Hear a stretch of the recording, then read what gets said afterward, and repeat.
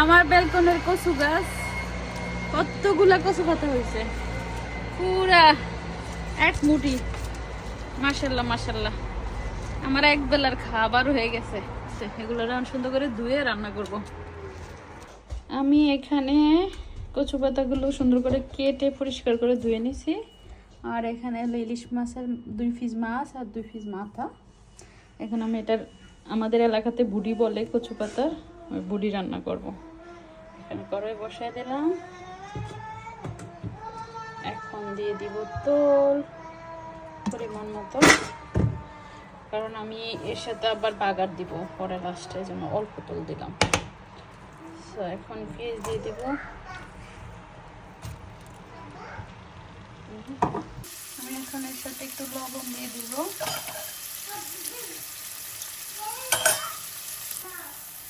আমি এখন একটু রসুন দিয়ে দিব, রসুন বাটা আর হালকা একটু আদা বাটা। এখন হালকা একটু পানি দিব মশলা দেওয়ার জন্য।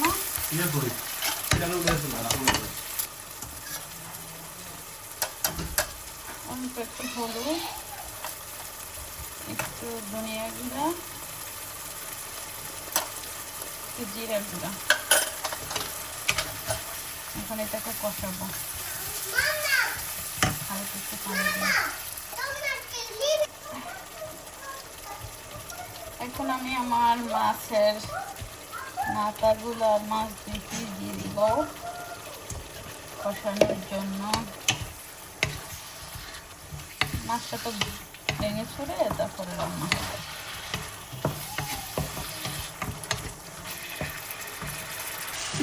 এখন মাছটা একটু কষানোর জন্য পানি দিয়ে দেবো। মাছটা কষানো হয়ে গেছে, এখন আমি দিয়ে দিব।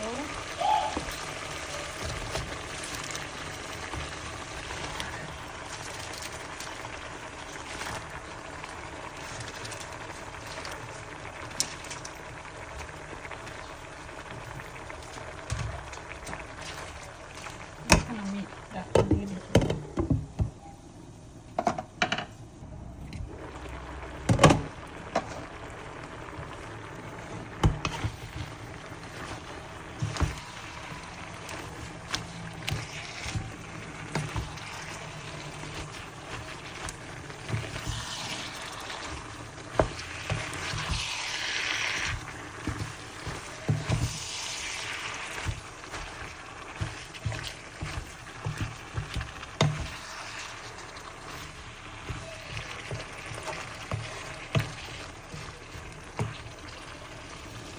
আমি সিদ্ধ হওয়ার জন্য একটু পানি দিয়ে দেবো।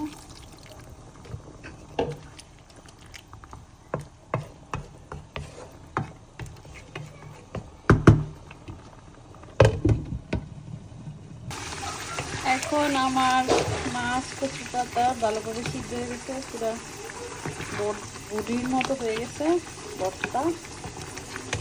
এখন পানিটা আর একটু টানলে আমি এটাতে বাগার দিয়ে দিব। বাগার দেওয়ার জন্য অল্প পরিমাণে তেল দিয়ে দিচ্ছি, আর একটু পেঁয়াজ কুচি, 1 কোষ রসুন কুচি আর 2টা মরিচ টানবো।